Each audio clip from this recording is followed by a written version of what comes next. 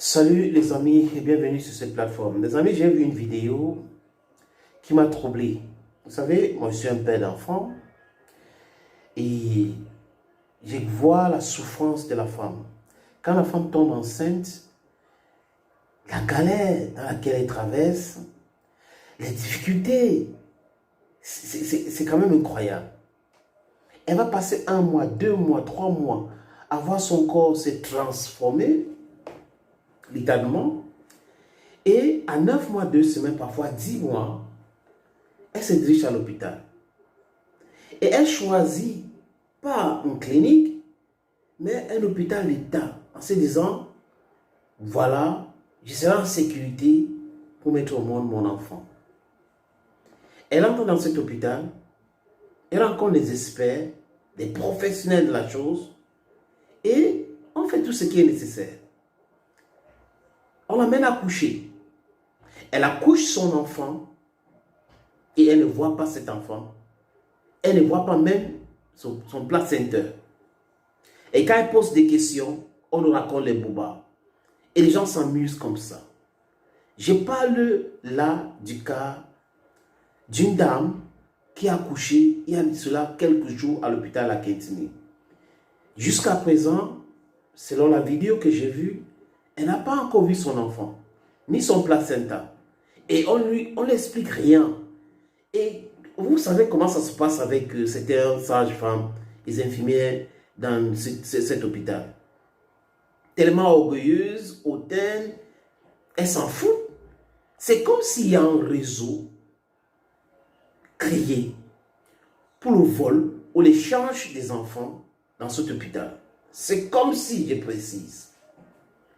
Sinon, comment expliquer que jusqu'à présent, le directeur de l'hôpital de la Kétini, professeur Essomba, n'a pas écrit un communiqué, n'a pas signé un communiqué, ne communique pas sur le cas de cette femme pour ces scandales encore qui viennent tenir l'image de l'hôpital à Kétini. On pensait que c'était fini cette histoire.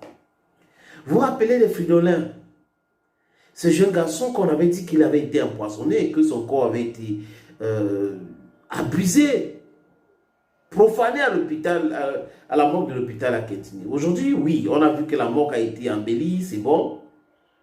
Mais seulement, si on a sécurisé la morgue, ça dit, on parle des cas des cadavres. Et les gens qui mettent au monde les bébés, pourquoi il n'y a pas cette même sécurité? Qui sont ceux-là qui passent leur temps à trafiquer les enfants à l'hôpital à Kétini? Disons même qu'elle a accouché à mon nez. Est-ce que l'hôpital a le droit de partir avec ses monnaies, partir avec placenta, sans toutefois montrer à cette dame et même à son mari? Je ne pense pas. Aucune loi ne les permet de faire cela. Aucune loi. Et il y a un phénomène que je ne comprends pas aussi, les amis. On voit comment ça se passe ailleurs dans les cliniques et autres. Une femme est en train d'accoucher. Ni sa mère, ni sa belle-mère, ni sa soeur ou ses belles-sœurs ou son mari n'a le droit de venir assister à l'accouchement. Ça veut dire quoi? Donc ta femme est en train d'accoucher. Tu n'as pas le droit d'assister à l'accouchement de ta femme. Ça veut dire qu'on est en train de cacher quelque chose. Il peut y avoir des erreurs médicales, on ne veut pas que tu saches pour porter plainte. Il peut y avoir des réseaux de trafic des enfants, de vol des enfants, et on ne veut pas que vous soyez là pour les perturber de faire leur travail. Les sales besoins. Je pense que c'est de cela qu'il est question. Le ministre de la Santé publique, l'Assemblée nationale du Cameroun doit voter les lois qui permettent aux parents, qui permettent à un mari, à un membre de la famille désigné d'assister à l'accouchement. D'assister à l'accouchement.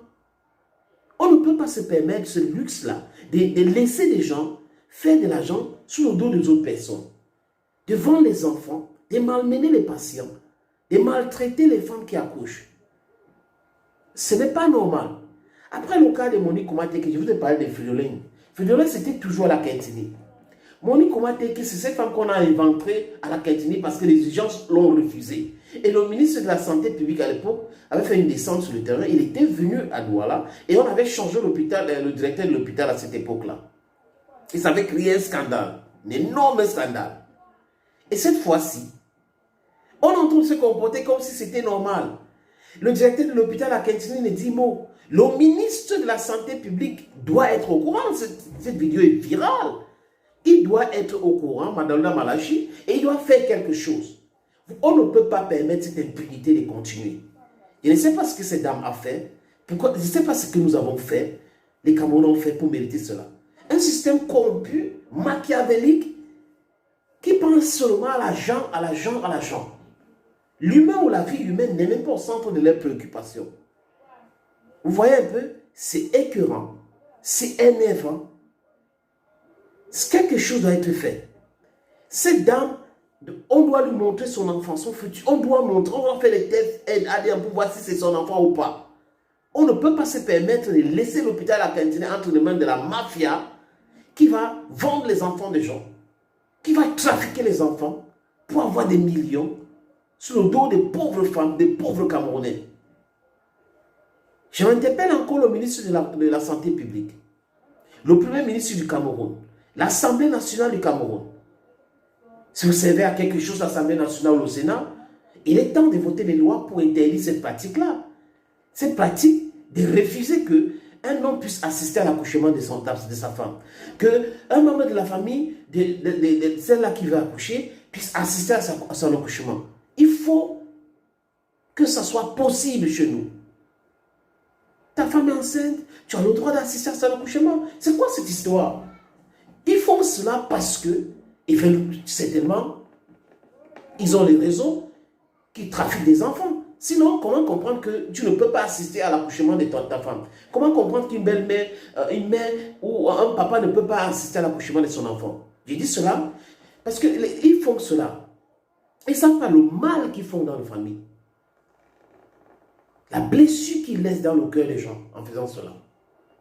Les amis, je suggère que nous regardons ensemble le témoignage de cette femme qui est blessée, qui est touchée. Regardons cette image. Le 30, je suis arrivé ici le 30. Je suis arrivé le 30 de 21h passé. Parce que les contractions ont commencé à la maison à 20h. Parce que j'habite le PK18. Arrivé donc ici, bon, les dames ont constaté que je devais accoucher. Parce que j'étais pas trop agitée à 8 mois. Et mon ventre, naturellement, quand je suis enceinte, je ne sais pas trop gros. Quand je monte sur la table, elle me dit que je sais que ton enfant va sortir maintenant. Je lui dis oui. Elle me dit quel que soit ce qu'elle a dit, je lui dis oui, mais il va falloir que je montre mon enfant. Quand je monte sur la table, j'accouche. Je sais, j'accouche normalement. Le placenta est sorti. Je leur demande que mais qu'est-ce qui se passe? Je ne vois pas. Qu'est-ce qui se passe? Qu'est-ce qui sort de mes fesses? Parce que je sens comme si l'enfant est en train de sortir. Je l'appelle, j'appelle les sages-femmes. Personne ne vient. Tout le monde me dit qu'on ne peut pas mobiliser tout un personnel pour moi.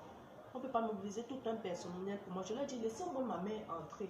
Parce que je ne sais pas ce qui se passe. Elle me dit, non, reste tranquille là-bas, je suis seule. Tu ne peux pas déranger les gens comme ça. Quand elle entre, parce que je sentais déjà l'enfant, j'avais tellement de douleur, je sentais déjà l'enfant en train de sortir. Dès que, je ne sais pas, l'enfant est sorti, on ne m'a montré ni l'enfant, ni le fœtus. Même le cri, rien, on ne m'a rien montré. Parce qu'elle m'a dit, si l'enfant était prématuré, on allait l'envoyer à la couveuse. Mais là, nous sommes sortis comme ça, on ne nous a donné ni le fœtus de l'enfant, ni le placenta. Nous sommes dans l'impasse comme ça, là, on se pose plein de questions. Ma mère même n'a pas pu entrer dans la salle, mon mari n'a pas pu entrer dans la salle. On pose des questions, ils disent que non, c'est depuis, le fœtus est resté là, le placenta est resté là depuis toute une journée. Mais lorsque j'étais en salle, tout a disparu étant sur place. Parce que là-dedans, je lui ai posé la question de savoir que qu'est-ce que passe. Elle dit, qui a pris les choses de la fille qui était ici? Qui a pris les choses de la fille qui était ici? Ça avait disparu. Elle m'a mis à poser la question. Mais hier, maman allait leur demander que, mais pour le fœtus, pour le placenta, est-ce que c'est resté là pendant longtemps? On n'a pas vu. Il y a une dame qui était à côté de moi, qui a fait un enfant mort-né. Elle aussi, sa mère a pu entrer dans la salle, mais les miens, on n'a pas pu les laisser entrer dans la salle. On n'a pas retrouvé mon fœtus, on n'a pas retrouvé mon placenta. Jusqu'à présent. Ils disent qu'ils ont fait quoi de ton fœtus? Ils ne disent absolument, ils disent que c'est resté. Vous avez vu les amis, si vous êtes un père de famille, une mère, et que vous écoutez cette dame parler, et que ça ne vous touche pas, vous êtes sans cœur. Ces réseaux mafieux qui étaient installés dans des hôpitaux pour voler les enfants, pour échanger les enfants des gens, doivent être démantelés. Et si le directeur de l'hôpital à Kentini ne signe pas un communiqué pour mieux nous expliquer ce qui s'est passé réellement avec cette dame, ni le ministre de la Santé publique ne fait pas une sortie pour nous expliquer ce qui s'est passé réellement avec cette dame, ça veut dire que le mal est profond. Et il y a des gens les plus insoupçonnables là dans ce mafia. Les amis, à bon entendeur, salut.